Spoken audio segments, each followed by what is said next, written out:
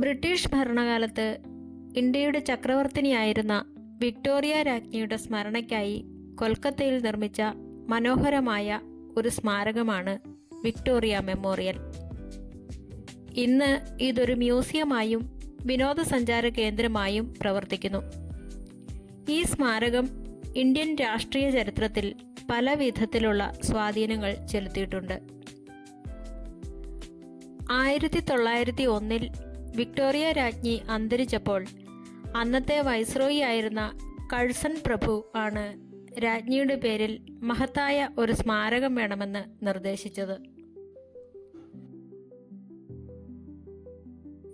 ഇതിന്റെ തറക്കല്ലിട്ടത് 1906 വെയിൽസ് രാജകുമാരൻ ആയിരുന്നു. ഇദ്ദേഹം പിന്നീട് ജോർജ് അഞ്ചാമൻ രാജാവ് എന്നറിയപ്പെട്ടു.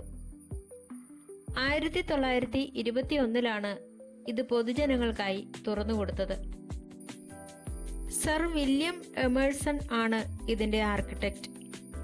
രാജസ്ഥാനിലെ ജോധ്പൂരിൽ നിന്നുള്ള പ്രസിദ്ധമായ മക്രാന മാർബിൾ ഉപയോഗിച്ചാണ് ഈ സ്മാരകം നിർമ്മിച്ചിരിക്കുന്നത്. താജ്മഹൽ നിർമ്മിക്കാൻ ഉപയോഗിച്ച അതേ മാർബിൾ ആണിത് എന്നതാണ് ഇതിന്റെ പ്രത്യേകത. അതിനാൽ ഇതിനെ കിഴക്കിന്റെ താജ്മഹൽ എന്നും വിളിക്കാറുണ്ട്. ഇൻഡോ സാരസനിക് ശൈലിയും ബ്രിട്ടീഷ് ശൈലിയും കലർന്ന രീതിയിലാണ് ഇതിന്റെ രൂപകൽപ്പന.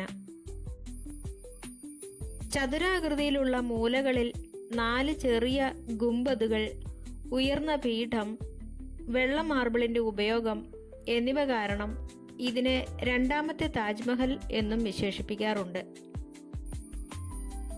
വിക്ടോറിയ മെമ്മോറിയൽ അതിന്റെ നിർമ്മാണ വൈദഗ്ധ്യം കൊണ്ടും വാസ്തുവിദ്യാ ശൈലി കൊണ്ടും ലോക പ്രശസ്തമാണ്.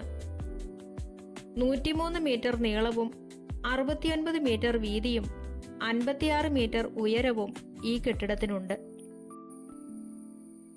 സ്മാരകത്തിന്റെ മുകളിൽ സ്ഥാപിച്ചിരിക്കുന്ന 16 അടി ഉയരമുള്ള ഏഞ്ചൽ ഓഫ് വിക്ടറി എന്ന വെങ്കല പ്രതിമ ഏറെ പ്രശസ്തമാണ്. കാറ്റിനനുസരിച്ച് തിരിയുന്ന രീതിയിലാണ് ഇത് സജ്ജീകരിച്ചിരിക്കുന്നത്. കെട്ടിടത്തിന് ചുറ്റുമായി അറിവ്, നീതി, ജീവകാരുണ്യം, കല തുടങ്ങിയവയെ പ്രതീകപ്പെടുത്തുന്ന നിരവധി ശില്പങ്ങൾ കാണാം. നിലവിൽ ഇവിടെ 25ഓളം ഗാലറികളുണ്ട്. റോയൽ ഗാലറിയിൽ വിക്ടോറിയ രാജ്ഞിയുടെ ജീവിതത്തിലെ പ്രധാന സംഭവങ്ങൾ ചിത്രീകരിക്കുന്ന നിരവധി പെയിന്റിങ്ങുകൾ കാണാം.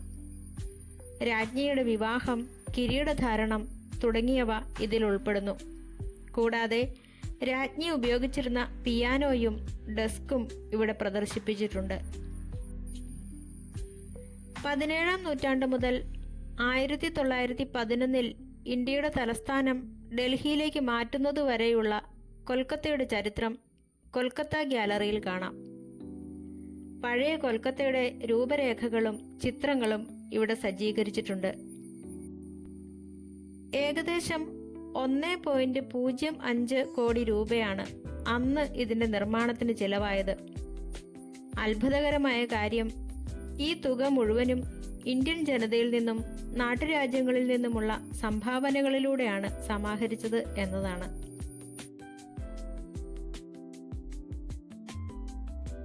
വിക്ടോറിയ രാജ്ഞിയോടുള്ള ആദരസൂചകമായി നിർമ്മിച്ച ഈ കെട്ടിടം ഇന്ത്യയിൽ ബ്രിട്ടീഷ് ആധിപത്യം എത്രത്തോളം ശക്തമായിരുന്നു എന്നതിന്റെ തെളിവാണ്.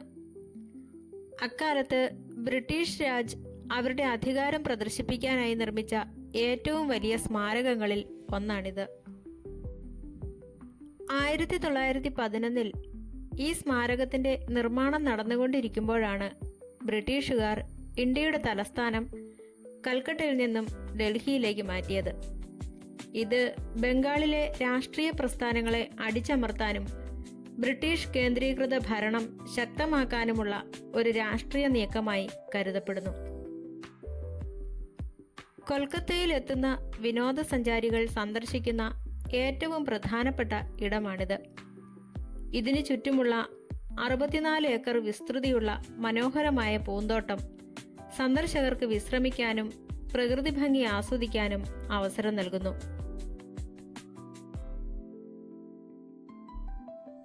ഇത് രൂപകൽപ്പന ചെയ്തത് ലോർഡ് റഡസ്ഡെൽ, ഡേവിഡ് പെയിൻ എന്നിവർ ചേർന്നാണ്. നിലവിൽ ആഴ്ചയിൽ എല്ലാ ദിവസവും രാവിലെ 6 മുതൽ വൈകുന്നേരം 6 വരെ സന്ദർശകർക്ക് പ്രവേശനമുണ്ട്. സ്വാതന്ത്ര്യാനന്തരം ഈ സ്മാരകം ബ്രിട്ടീഷ് ഭരണത്തിന്റെ ഓർമ്മപ്പെടുത്തലായി നിലനിൽക്കുന്നതിനോടൊപ്പം തന്നെ ഇന്ത്യൻ വിപ്ലവകാരികളുടെയും ദേശീയ നേതാക്കളുടെയും ചരിത്രം കൂടി ഉൾക്കൊള്ളുന്ന ഒരു മ്യൂസിയമായി പരിവർത്തനം ചെയ്യപ്പെട്ടു. ഇത് സാമ്രാജ്യത്വ ചരിത്രത്തെ ദേശീയ ചരിത്രവുമായി കൂട്ടിയിണക്കുന്ന ഒരു രാഷ്ട്രീയ പ്രക്രിയയായിരുന്നു. ഇന്ന് വിക്ടോറിയ മെമ്മോറിയൽ വെറുമൊരു ചരിത്ര സ്മാരകമല്ല, മറിച്ച് ബംഗാളിന്റെ രാഷ്ട്രീയ അസ്തിത്വത്തിന്റെ ഭാഗമാണ്. വിവിധ രാഷ്ട്രീയ പാർട്ടികൾ തങ്ങളുടെ സമ്മേളനങ്ങൾക്കും സാംസ്കാരിക പരിപാടികൾക്കും ഈ പരിസരം ഉപയോഗിക്കാറുണ്ട്. കൂടാതെ കൊളോണിയൽ അവശിഷ്ടങ്ങളെ എങ്ങനെ സംരക്ഷിക്കണം എന്നതിനെക്കുറിച്ചുള്ള രാഷ്ട്രീയ ചർച്ചകളിലും ഈ സ്മാരകം പ്രധാന വിഷയമാകാറുണ്ട്. രാത്രികാലങ്ങളിൽ വിക്ടോറിയ മെമ്മോറിയൽ വൈദ്യുത വിളക്കുകളാൽ പ്രകാശിക്കുമ്പോൾ മാർബിൾ കെട്ടിടം അതിമനോഹരമായി കാണപ്പെടുന്നു. വൈകുന്നേരങ്ങളിൽ ഇവിടെ നടക്കുന്ന സൗണ്ട് ആൻഡ് ലൈറ്റ് ഷോ കൊൽക്കത്തയുടെ ചരിത്രം വിവരിക്കുന്ന ഒന്നാണ്.